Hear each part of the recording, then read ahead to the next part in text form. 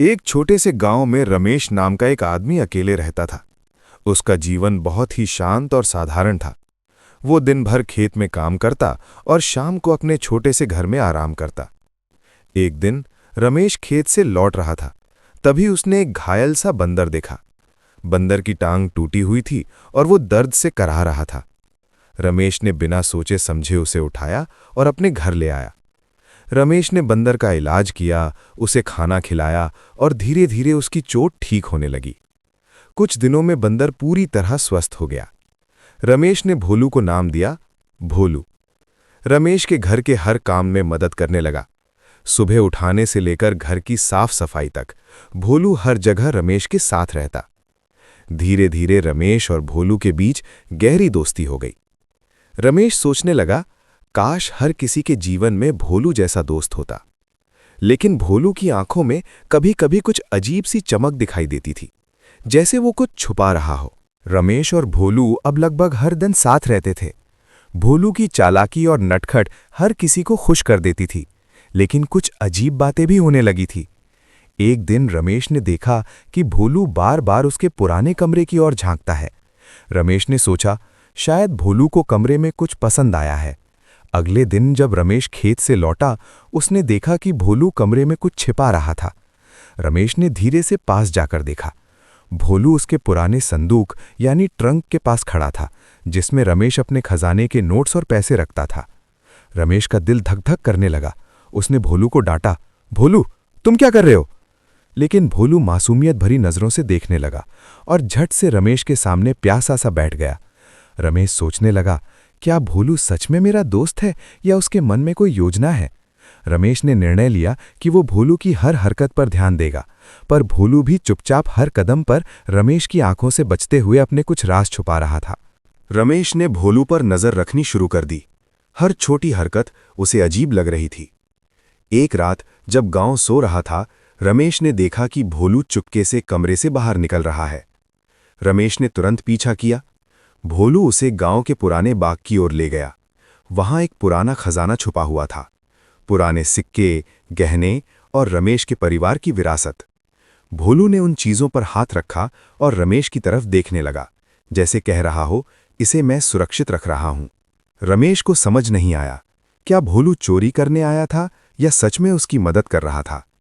अचानक भोलू ने एक चालाकी भरी मुस्कान दी और कुछ कदम पीछे हट गया। रमेश ने महसूस किया कि भोलू सच में उसका दोस्त है, लेकिन उसे कुछ खतरे या चोरी से बचाने का तरीका ढूंढना था।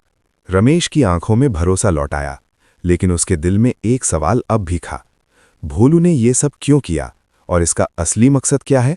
रमेश को अब महसूस हो गया था कि भोलू सिर्फ उसका दोस्त नहीं है, बल्कि उसकी मदद करने वाला साथी भी है। लेकिन अगले ही दिन गांव में अफवाह फैली कि कुछ चोर गांव में घुस आए हैं और अमीर लोगों का खजाना चोरी कर रहे हैं।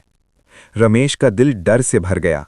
उसने सोचा, अगर चोर मेरे घर आए तो भोलू क्या करेगा? रात होते ही चोर रमेश के घर की ओर बढ़ने लगे। तभी भोलू ने रमेश को जगा दिया। वो उसे खजाने की तरफ ले गया और कुछ पेड़ों के पीछे छिपा दिया। चोरों ने घर में घुसने की कोशिश की, लेकिन भोलू ने अपनी चालाकी दिखाते हुए चोरों को भटकाया। उसने आवाजें की, पेड़ों पर कूद कूद कर उन्हें डराया और उन्हें पकड़ने में मदद की। सुबह होते ही गांव वाले घटनास्थल पर आए। रमेश ने देखा कि उसका खजाना सुरक्षित था। वो भोलू की ओर देखकर मुस्कुराया और कह गया, तुम सच में मेरे सबसे बड़े दोस्त हो।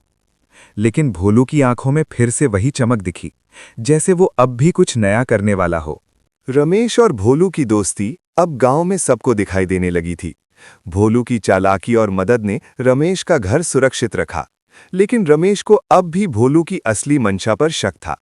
एक दिन रमेश ने भोलू के पीछे पीछे गांव के जंगल में जाना तय किया। वो देखा कि भोलू पुराने पेड़ों के पास गया और एक छोटे से खोए हुए खजाने को बाहर निकालने लगा। रमेश को समझ में आया, भोलू ने सिर्फ चोरी रोकने और खजाने को सुरक्षित रखने के लिए ये सब किया। उसका उद्देश्य चोरी करना नहीं था, बल्कि रमेश की मदद करना और खजाने को सुरक्षित रखना था। रमेश ने भोलू को गले लगाया और कहा, तुम सच में मेरे सबसे अच्छे दोस्त हो। तुम्हारे बिना मैं ये सब सुरक्षित नहीं रख पाता।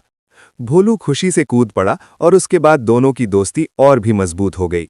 तो दोस्तों, ये थी रमेश और भोलू की दोस्ती की कहानी, जो दिखाती है कि सच्चा दोस्त वही होता है जो मुश्किल समय में आपका साथ दे। अगर आपको ये कहानी पसंद आई हो तो लाइक और शेयर जरूर करें। नीचे कमेंट में बताइए कि आपको लगता है कि भोलू ने सही किया या गलत। और हाँ, ऐसे और मजेदार और सिखाने वाली कहानियों के लिए सब्सक्राइब करें और बेल आइकन दबाएं, ताकि कोई भी नई कहानी आपसे मिस ना हो। धन्यवाद दोस्तों। अगली कहानी में फिर मिलते हैं, नई दोस्ती, नया रोमांच और नए सस्पेंस के साथ।